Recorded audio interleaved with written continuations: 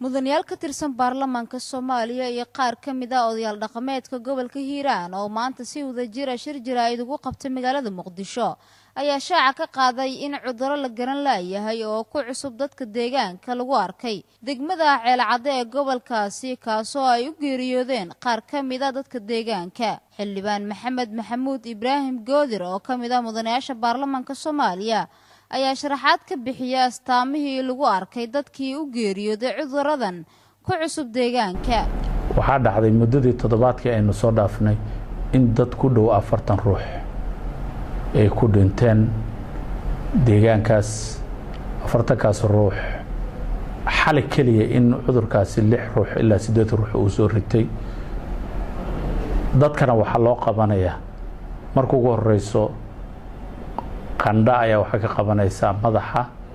oo aad u waalan kadibna qoorta dhacaysa oo uusan qofka ceshan kareynin kadibna waxa jirta in labada gacmoodna ay dhacayaan labada lugoodna ay dhacayaan oo qofka in loo qaado uusan taqsiga hata iska celin kareynin 24 saac ilaa 48 saac gudahoodna qofka kaadada markaa ku sharmayso 24 saac ilaa 48 saac gudahoodna uu ku dhimanaya markii hore wuxuu cudurkaasi ka soo tallaabay dhinaca Bakool xadka uu la leeyahay gobolka Hiiraan aagu ku soo bilowdayna waxa kamid ah Burdho wuxuu u soo dhaafay dhinaca degmada Ceelcadde tuulooyinkeeda kale ee Boqoosaar iyo Ceeldheer iyo Hararow haatan wuxuu u sii tallaabay dhinaca Beledweyne wuxuu gaaray Ceelbaar oo u jirta magaalada 18 kilomitir oo xalay 2 ruux ilaa 3 ruux cudurkaasi uu soo ritay oo cudur la dhihi karo waa saf mareen maadaama 40 ruux uu ku dilay muddo toddobaad gudahooda oo aad maragareyn karayso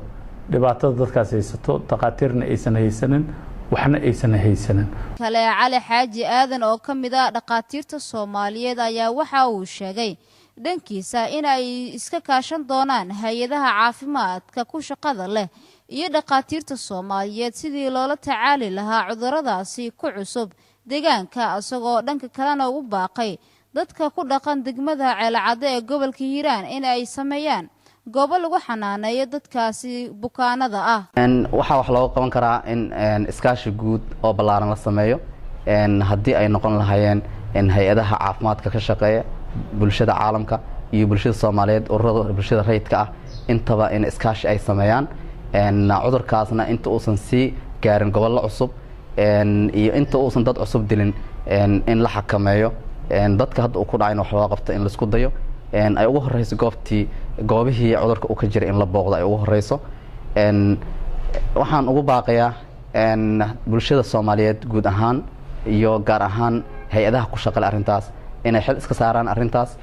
Farxiye Mir Axmed warbaahinta qaranka Muqdisho.